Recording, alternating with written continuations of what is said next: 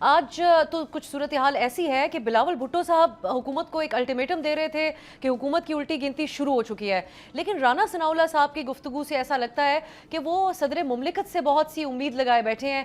رانا صاحب کہتے ہیں کہ صدر زرداری صاحب اس نظام کو گرنے نہیں دیں گے، سنبھال لیں گے۔ کتنی درست ہے ان کی یہ امید صدر مملکت سے؟ بہت شکریہ جی۔ دیکھیں، رانا ثناء اللہ صاحب جو ہیں وہ سیاستدان ہیں، اور سیاستدان تو قوم کو اور سب کو امید ہی دلاتا ہے۔ وہ اس طرح تو نہیں کہہ سکتا کہ ہاں واقعی ہماری الٹی گنتی شروع ہو چکی ہے۔ اور یہ تو سب کو معلوم ہے کہ اگر پاکستان پیپلز پارٹی ساتھ نہ رہے تو حکومت تو بے شک شاید نہ گر سکے، کیونکہ ان کے اپنی جو مانگے تانگے کے لوگ ہیں وہ بھی کافی سارے ان کے ساتھ مل گئے ہیں، وہ تو شاید نہ گر پائے، لیکن حکومت تو چلے گی۔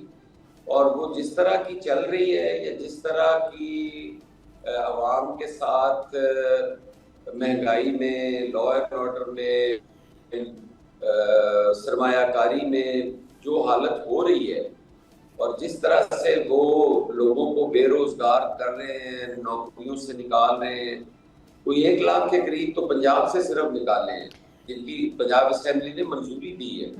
ان کے ایم پی ایز نے ڈیسک بجائے ہیں بیٹھ کر کے 1 لاکھ آدمیوں کا بوجھ حکومت کے کندھوں سے اتر گیا ہے۔ تو وہ شاید گر تو نہ سکے، لیکن انجام عبرتناک ہوگا۔ حسن مرتضیٰ صاحب، صرف بلاول صاحب کے بیان کا جو ہے وہ اس کے اندر ایک ریفرنس نہیں ہے، بلکہ کچھ حالات و واقعات بھی ایسے ہی نظر آتے ہیں۔ جو ججز کی تعیناتی کی سمری ہے وہ بھی جو ہے وہ صدر صاحب کی طرف سے ابھی تک اس کو سائن نہیں کیا گیا۔ سو ان تمام چیزوں کو اسی کانٹیکسٹ میں دیکھا جا رہا ہے پیپلز پارٹی کے حوالے سے۔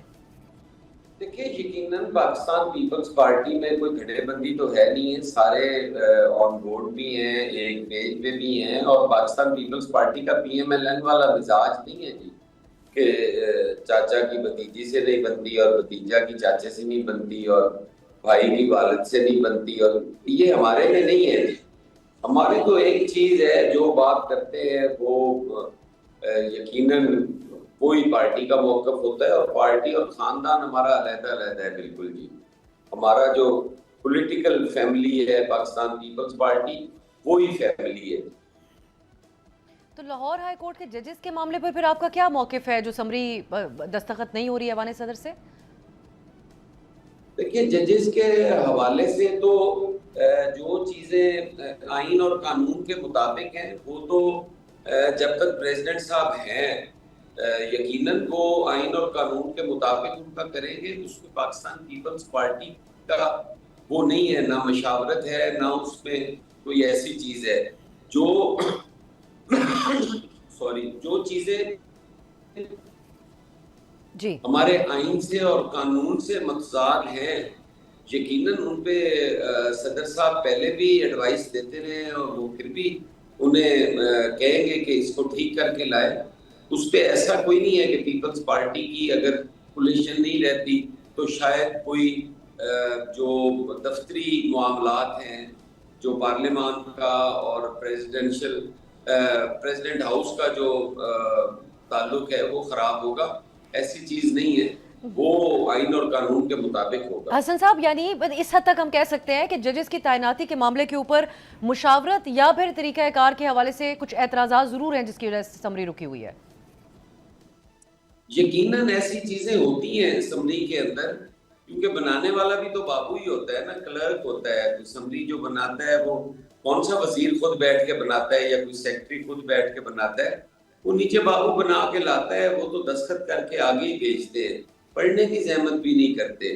تو وہ جہاں پہ سائن ہونے ہوتے ہیں وہاں تو یقیناً ہر چیز کو قانونی طور پہ دیکھا جاتا ہے کہ اس میں کوئی ایسا سکم تو نہیں ہے، تو اس میں تھوڑی ڈیلے ہو جاتی ہے۔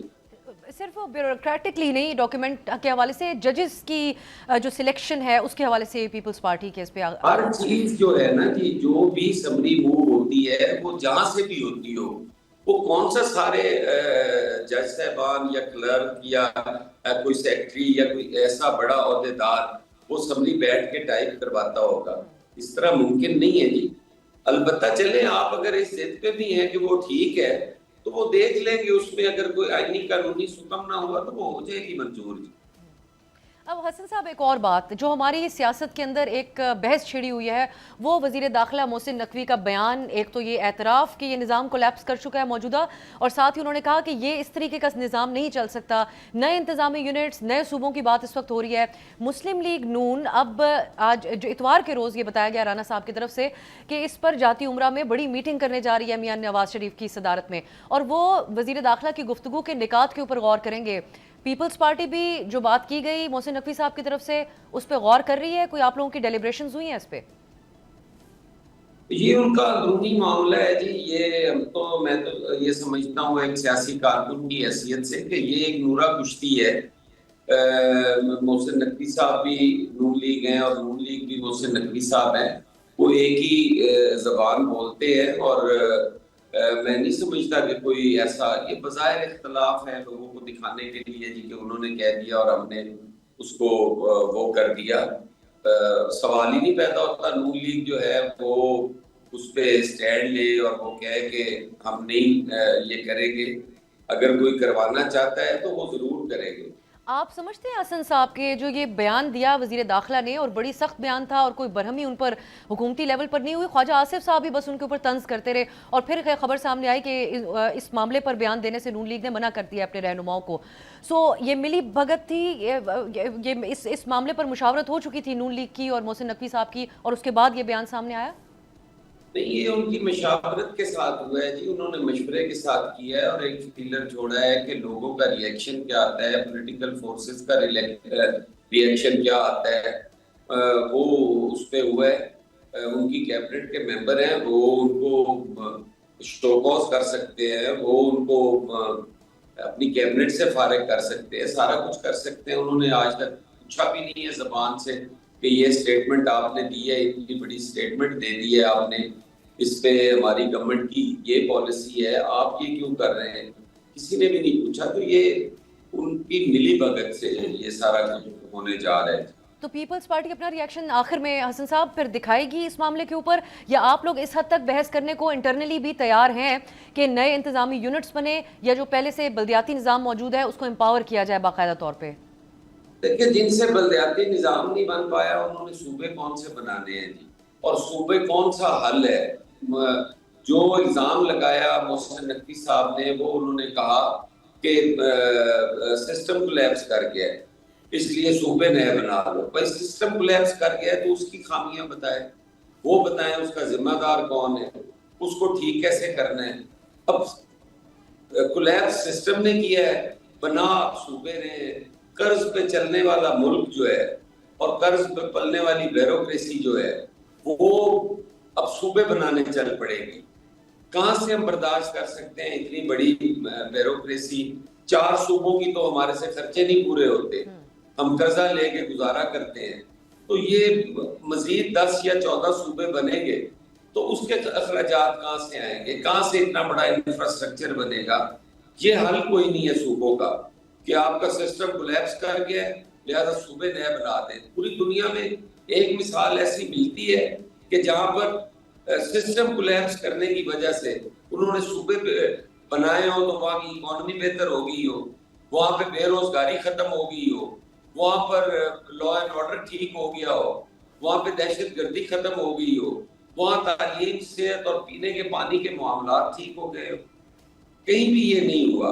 یہ پہلا ملک دیکھا ہے جس میں وزیر داخلہ صاحب کہہ رہے ہیں کہ سسٹم کولیپس کر گیا ہے لہذا صوبے نئے بنا دیں. سبسکرائب کریں اور بیل دبائیں تاکہ کوئی خبر رہ نہ جائے.